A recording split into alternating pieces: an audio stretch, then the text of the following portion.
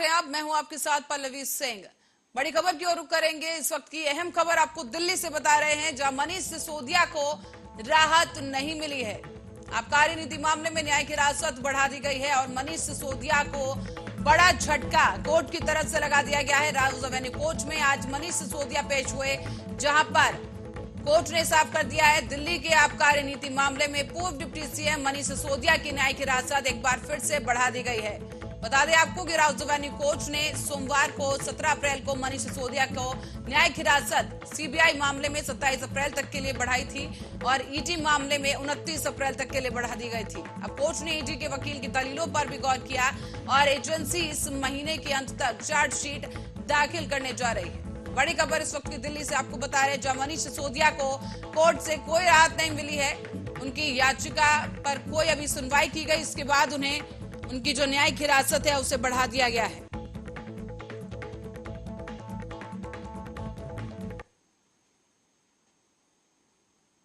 और अब रुख करेंगे बड़ी खबरों की तरफ। मध्य प्रदेश और छत्तीसगढ़ की खबरों की ओर रुख करते हुए छत्तीसगढ़ की ओर रुख पहले करेंगे, जहां पर सीएम भूपेश बघेल ने मीडिया से बातचीत की है और बीजेपी सरकार को घेरा है।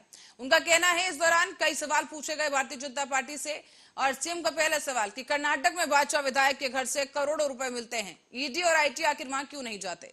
मध्य प्रदेश में भी व्यापक घोटाला होता है, ईडी आईटी वहां क्यों नहीं जाती है? इस दौरान सीएम बघेल ने और क्या कुछ कहा वो आपको सुनवाएंगे।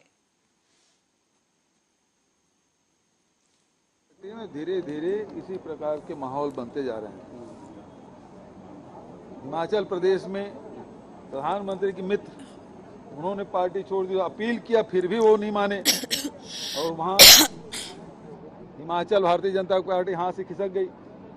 अब कर्नाटक की बारी है, वहां 40% कमीशन से लोग त्रस्त हैं और 10 तारीख का इंतजार कर रहे हैं ताकि इस भ्रष्ट सरकार से निजात मिल सके। मामले में मैं यही कहूंगा कि जो आयोजन करता है उनको, जो हमारे भारतीय जनता पार्टी के 9 सांसद हैं ना, उनको घेराव करना चाहिए, दिल्ली जाना चाहिए। 15 साल में ये बात नहीं आई जब रमन सिंह सरकार में थे। आज वो डिलिस्टिंग की बात हो रही है, रैलियां निकाले रहे हैं, तो लोकसभा में पारित करे, कौन रोक रहा है? लोकसभा में ले जाए, उनके 9 सत्ता पक्ष के 9 सांसद हैं, एक मंत्री है, वो लोकसभा में क्यों नहीं उठाते? सरकार में क्यों पास नहीं करते? क्योंकि डिलिस्टिंग का मामला कोई राज्य सरकार का नहीं है, केंद्र सरकार का है। तो ये लोग, भारतीय जनता पार्टी के लोग गुमराह कर रहे हैं। अब इनके पास कोई मुद्दा बचा नहीं और इसलिए इस प्रकार से लोगों को गुमराह करके अपने पास इकट्ठा करने की कोशिश कर रहे हैं। सर, मैं तो शुरू से बोल रहा हूं भाई, एक चीज बताओ, वहां विधायक के घर में 6 करोड़ पकड़ा जाता है, ईडी आईटी क्यों नहीं जा रही है?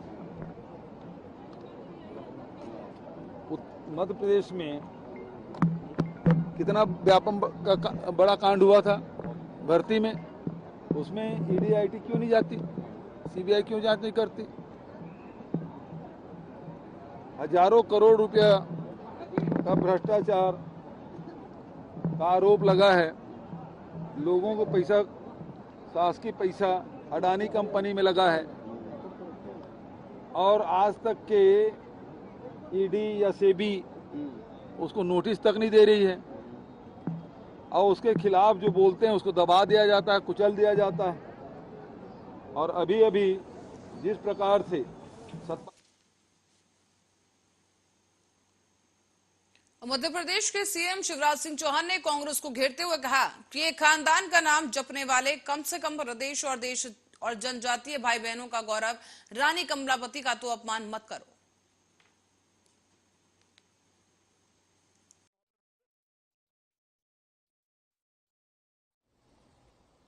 मुझे आश्चर्य है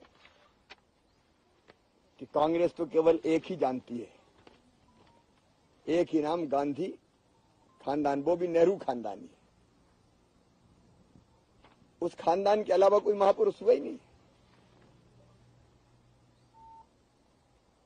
मुझे आश्चर्य है कि रानी कमलापति अंतिम हिंदू शासक थी भोपाल की, गौंड रानी थी,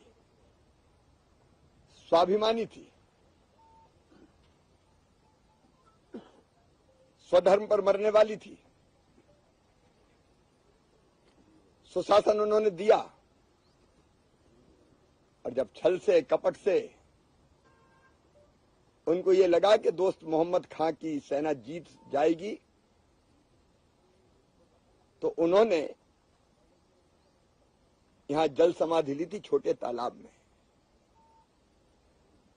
ये छोटा तालाब बड़े तालाब के पानी में आज भी उनके बलिदान की गूंज सुनाई देती है। हम तो बचपन से पढ़ते थे, ताल तो भोपाल ताल और सब तलैया, रानी तो कमलापति। यहां के बच्चों ने पढ़ा है। ये कमला पार्क किसके नाम पर रखा गया? कांग्रेस बताए। कांग्रेस ने कभी भी क्रांतिकारियों का, देश के बाकी महापुरुषों का सम्मान ही नहीं किया।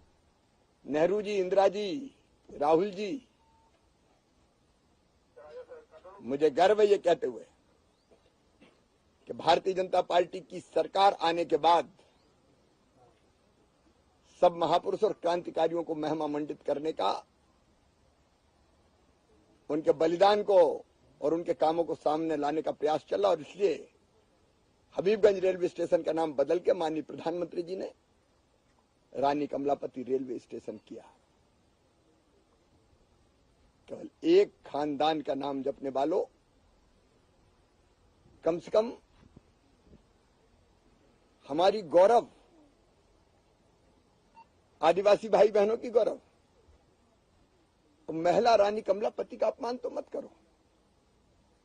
तुमने तो उनके नाम पे कुछ किया नहीं। आज भारतीय जनता पार्टी की सरकार कर रही तो तकलीफ हो रही है। मैडम सोनिया गांधी को जवाब देना चाहिए।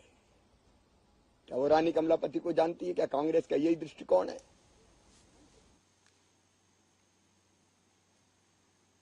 और आपको बता दें, खबर मध्य प्रदेश के विदिशा जिले से है, जहां पर लटेरी के ब्लॉक कांग्रेस यदुवीर सिंह बघेल और समाज सेवी नीरज अग्रवाल ने कांग्रेस के कार्यकर्ताओं के साथ एक बैठक की है।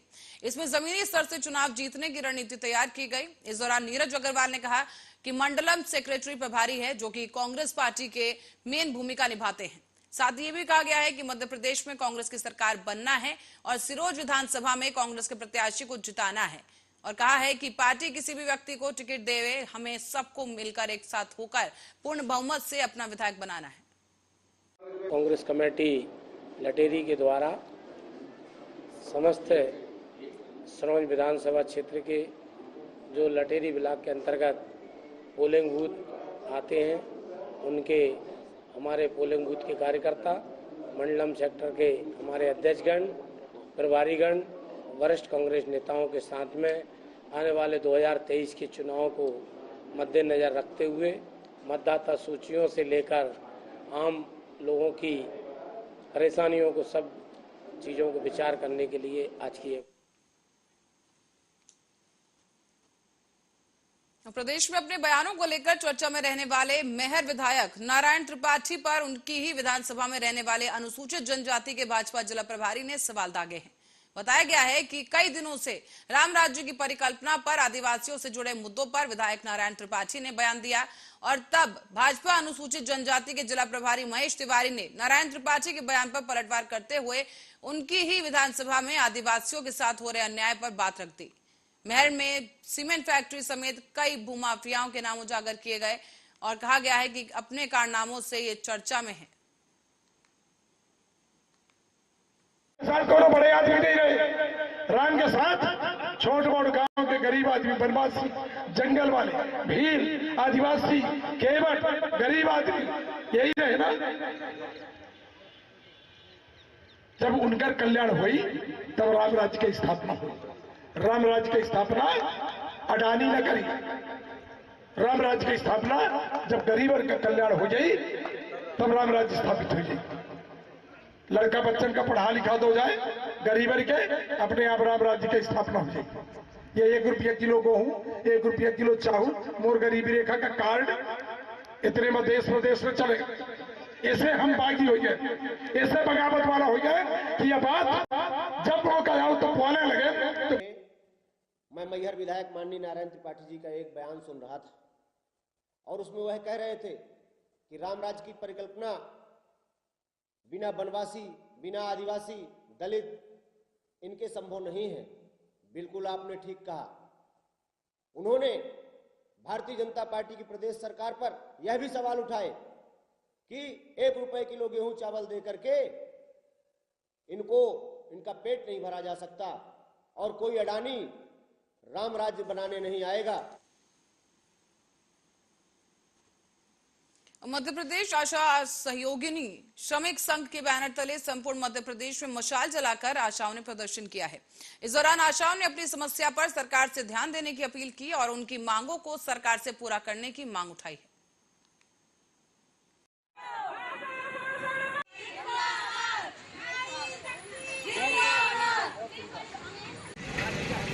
हड़ताल के दौरान सभी आशा और आशा सहयोगी बहनें, क्योंकि हमारे जो मुख्यमंत्री शिवराज सिंह चौहान जी है उनको दिखाई नहीं दे रहा है, हम लोग उनके आंखों में अंधेरा छा गया है। तो ये मशाल के द्वारा हम उनको ये दिखाना चाहते हैं कि मशाल से आपकी अंधेरा दूर भी हो सकते हैं और आप भस्म भी हो सकते हो। तो उत्तर प्रदेश के कानपुर देहात में होने जा रहे बागेश्वर धाम पीठाधीश्वर धीरेन्द्र कृष्ण शास्त्री की हनुमंत कथा को स्थगित कर दिया गया है। कानून व्यवस्था और उत्तर प्रदेश में धारा 144 लागू होने के चलते जिलाधिकारी नेहा जैन ने इस संबंध में आदेश दिए हैं। जानकारी है कि प्रयागराज में अतीक और अशरफ की हत्या के बाद से पूरे प्रदेश में लॉ एंड ऑर्डर न बिगड़े, इसलिए सभी जिलों में धारा 144 लागू कर दी गई है। जिले की शिवली तहसील में स्थित मैथा इलाके में 17 अप्रैल से लेकर 21 अप्रैल तक यह हनुमंत कथा का आयोजन तय था। लेकिन आपको बता दें कि कथा कहने मध्य प्रदेश के छतरपुर में स्थित बागेश्वर धाम पीठाधीश्वर धीरेन्द्र कृष्ण शास्त्री को आना था। कार्यक्रम की तैयारियां 15 से 20 दिन पहले ही शुरू हो गई थी और इस कार्यक्रम के लिए जिला प्रशासन से अनुमति भी मिल गई थी, लेकिन मौजूदा हालातों को देखते हुए इस कथा को रद्द कर दिया गया है। वर्तमान समय की परिस्थितियां देखते हुए उत्तर प्रदेश में जो वर्तमान में स्थिति निर्मित हुई है, तो प्रत्येक व्यासपीठ का और आचार्य का कर्तव्य है कि समूचे विश्व कल्याण के हित के लिए सोचना व विचार करना चाहिए। इसी भाव को प्रमुखता देते हुए वहाँ की सरकार, वहाँ के निवासी रहने वाले लोग, जिससे किसी भी प्रकार की धार्मिक सद्भावना ना बिगड़े व किसी भी प्रकार से किसी के हृदय को ठेस न पहुंचे, तो 17 अप्रैल से 21 अप्रैल तक 5 दिवसीय होने वाली श्री हनुमंत कथा को वहाँ की चूंकि हमने भारतीय संविधान को स्वीकार किया है और हमारे पूर्वजों ने स्वीकार किया है, तो उसका निर्वहन करना प्रत्येक भारतीय नागरिक का मौलिक अधिकार है। इसलिए और अब खबर नर्मदापुरम से है, जहां पर 65 साल के बुजुर्ग को साड़िया रोड मैदा मिल के पास से साड़िया की तरफ से आ रही एक कार ने टक्कर मार दी है। इस दुर्घटना में बुजुर्ग घायल हुआ और बुजुर्ग के बेटे ने मंगलवार थाना पुलिस से कार चालक के खिलाफ शिकायत दर्ज करवाई है। फिलहाल पुलिस ने कार को कब्जे में ले लिया है। आरोपी चालक की तलाश जारी है। गत रात्रि साड़िया रोड पर एक एक्सीडेंट हुआ है। मैदा मिल के पास में एक कार के द्वारा एक 63 वर्षीय वृद्ध को टक्कर मारी गई है। एक्सीडेंट का प्रकरण दर्ज किया गया है और कार्रवाई की। सरकारी कर्मचारी ने पुरानी पेंशन योजना लागू करने को लेकर आज प्रदर्शन किया है। इस धरना प्रदर्शन में पैदल मार्च निकाला गया और पुरानी पेंशन योजना लागू करने की मांग को लेकर देश भर में सरकारी कर्मचारियों के द्वारा जिला मुख्यालय पर प्रदर्शन किया जा रहा है। इसी के चलते उज्जैन में भी सरकारी विभागों के कर्मचारी सड़कों पर उतर आए हैं और अपनी मांगों को लेकर नारेबाजी की गई। इस दौरान टावर चौक पर धरना दिया गया और यहां से शहीद पार्क तक पैदल मार्च निकाला गया है। अब देख सकते हैं कि यहाँ पर तमाम जो प्रदर्शनकारी हैं हल्ला बोल कर रहे हैं और साथ ही साथ प्रदर्शन के बाद कलेक्टर के नाम ज्ञापन भी सौंप दिया गया है।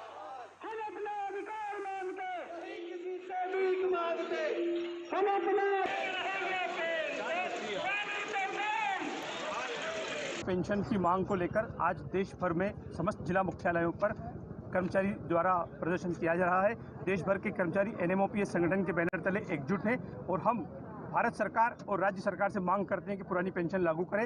NPS के तहत हमारे साथियों को 800-1200 रुपये पेंशन मिल रही है, जो कि शोषण है। बुढ़ापे में 800-1200 रुपये से दवाई का खर्च भी नहीं निकलता है। इसलिए हम मांग करते हैं कि देश भर के समस्त कर्मचारियों को पुरानी पेंशन लागू करें। और झाबुआ कोतवाली में आने वाले ग्राम नल्दी में मानवता को शर्मसार करने वाला एक मामला सामने आया है। घर में सो रही एक बच्ची के साथ रिश्तेदार ने ही दुष्कर्म की वारदात को अंजाम दिया। जानकारी परिजनों को तब लगी जब बच्ची ने बीती परिजनों को बताई और इसके बाद परिजनों ने इस बच्ची को अस्पताल में भर्ती कराया है। थाने में आरोपी के खिलाफ शिकायत दर्ज की गई और कार्रवाई जारी है। अभी हमारे नजदीक गांव की एक घटना सामने आई है। उसमें हमारे द्वारा अपराध पंजीबद्ध किया गया है और अपराध पंजीबद्ध कर विवेचना की जा रही है और आरोपी को हमने राउंड अप किया है। तो मतलब रात में उठा के मतलब टोके ने ले गया, वहाँ नाला में जाके ने लड़की की मतलब नींद खुली। उसके बाद में इन्हीं बोले कि मन कहाँ ले जाए, ऐसे बोली तो इन्हीं हुए दो के पेशाब करवा रही, ऐसे बोले तो नहीं जाते लड़की। तो उन्होंने बाद में तुमने के तो के मतलब उठा के ले गया टोक के, फिर डबल।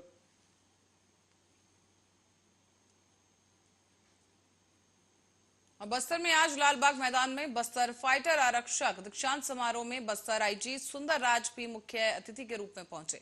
बस्तर फाइटर की शुरुआत दरअसल 6 महीने पहले की बस्तर संभाग के 7 जिलों के स्थानीय युवा जो कि नक्सल इलाकों से आते हैं, जो नक्सल गतिविधियों की जानकारी भी रखते हैं, उन युवाओं को बस्तर फाइटर में भर्ती किया गया है। कुल 691 युवा आज अपनी पूरी ट्रेनिंग करके नक्सलियों को मुंहतोड़ जवाब देने के लिए जंगल में उतरेंगे। बता दें आपको कि बस्तर आईजी सुंदर राज पी ने सभी नव पदस्थ आरक्षकों को बधाई दी है।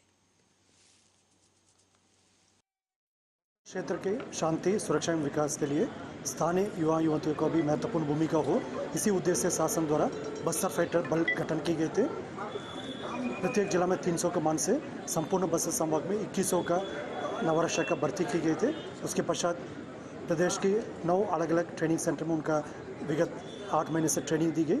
तत्पश्चात आज जयपुर लालबाग परेड ग्राउंड में 3 ट्रेनिंग सेंटर जैसा पीटीएस लालबाग, पीटीएस बोधघाट एवं पांचवानी कंगोली का एक संयुक्त पासिंग आउट परेड संपादित की गई। इसमें कुल 651 नवारक्षक है। जिला बीजापुर, जिला बस्तर, जिला दंतेवाड़ा, जिला नारायणपुर का आज पास आउट होकर अपना अपना क्षेत्र में जाकर जैसा बेंगलुरु पर ट्रेनिंग। डिंडोरी की ओर रुख करेंगे, जहां से खबर है कि मां बेटी का शव नर्मदा में तैरता हुआ मिला है। सूचना पर जो वहां पर लोग थे, स्थानीय लोगों ने पुलिस को सूचना दी। इस दौरान महिला का शव नर्मदा होने की सूचना क्षेत्र में आग की तरह फैल गई। मौके पर देखते ही देखते भीड़ लग गई और आपको ये बता दें कि पूरे मामले की जांच की जा रही है। जी हाँ, आरडीएम घाट में एक बच्ची और एक महिला का शव तैरते हुए मिला, जिसे नदी से बाहर निकाल करके उसकी शिनाख्त की गई, जो कि केंद्रीय विद्यालय में एक शिक्षक हैं, उनकी पत्नी जो उत्तर प्रदेश के रहने वाला जानकारी मिली है। दोनों के शव को मर्चरी में जाकर के सुरक्षित रखा गया है, पोस्टमार्टम कराया गया है। और उत्तर प्रदेश में कुख्यात माफिया अतीक अहमद और उसके भाई खालिद आसिम उर्फ अशरफ की हत्या पर कांग्रेस ने दुख जताया है। मध्य प्रदेश कांग्रेस ने कहा कि अतीक की हत्या दुर्भाग्यपूर्ण है और इस पर पूरे समाज को सोचना चाहिए कि देश कहां जा रहा है। प्रदेश में पूर्व मुख्यमंत्री कमलनाथ ने पत्रकारों से बातचीत करते हुए कहा कि ये घटना काफी दुखद है और सुप्रीम कोर्ट को इस मामले में संज्ञान लेकर घटना की जांच के आदेश देने चाहिए। खुले रूप से जो ये मर्डर हो रहे हैं, ये क्या इशारा करते हैं कि हमारी कानून व्यवस्था क्या है, क्या राजनीति हो रही है उत्तर प्रदेश में और अपने देश में। साफ मर्डर हो रहा है, एक दिन किसी का होता है, उसके दिन भाई का होता है। ये क्या संकेत है इसके? ये आज सबको सोचने की बात है।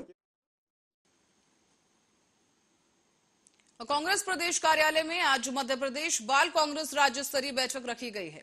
प्रदेश के सभी जिलों से बाल कांग्रेस के पदाधिकारी मौजूद रहे और पीसीसी अध्यक्ष कमलनाथ भी इस बैठक में मौजूद हुए। आपको ये बता दें कि बाल कांग्रेस बैठक में प्रदेश पदाधिकारी ने पीसीसी अध्यक्ष ने बाल चौपाल लगाने के लिए कहा है। राज्य स्तरीय बैठक रखी गई है। पिछले वर्ष नवंबर के माह में कमलनाथ जी ने उनके निवास पर बैठक रखी थी, क्योंकि 4 महीने हो चुके थे और बच्चों की वेकेशंस आ गई है। बाल कांग्रेस का जो एज ग्रुप है, मेनली स्कूल्स और कोचिंग्स का एज ग्रुप है। जब बच्चे 16 से 20 साल का जो है वो अधिकतर 11th 12th college first year second year का एज ग्रुप है। पूर्व राज्यपाल सत्यपाल मलिक का आपने इंटरव्यू पढ़ा है।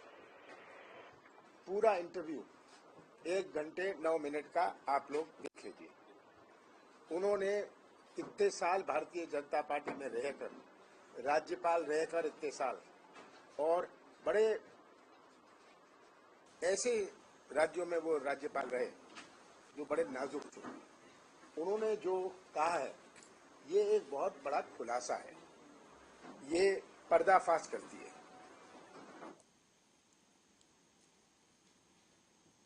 अमहर से खबर है, जो अमहर के एक गांव भटूरा में सुखेंद्र पटेल की मौत करंट लगने से हो गई है।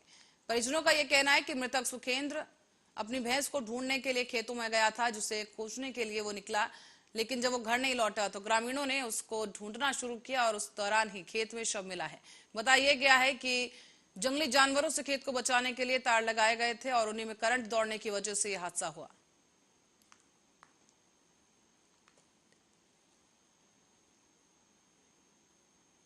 नर्मदापुरम से खबर है, जहां सुभाष चौक मंगलवारा बाजार क्षेत्र में वाहन चेकिंग के दौरान भाजपा नगर मंडल उपाध्यक्ष भुवनेश्वर के साथ अभद्रता की गई है, मारपीट भी की गई। इसका एक वीडियो सामने आया है और इस वीडियो के दौरान जो है इसी आधार पर मामला दर्ज किया गया और आरोपियों के खिलाफ कार्रवाई की जा रही है।